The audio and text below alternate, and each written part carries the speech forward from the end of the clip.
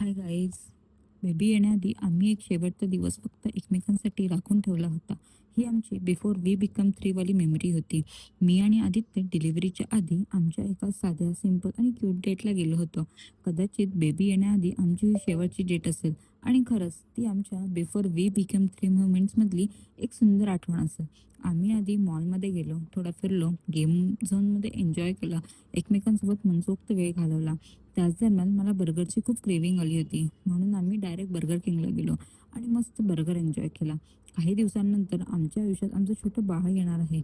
मला वाटतं की तिघे होण्यापूर्वी पार्टनरसोबत असा क्वालिटी टाइम स्पेंड करणं खूप महत्त्वाचं असतं.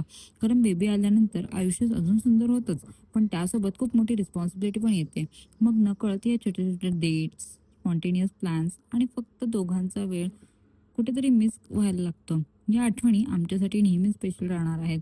पॅरेंट्स होण्याआधी तुम्ही पार्टनरसोबत असं स्पेशल वेळ स्पेंड केला होता का? मला नक्की कमेंट करून सांगा.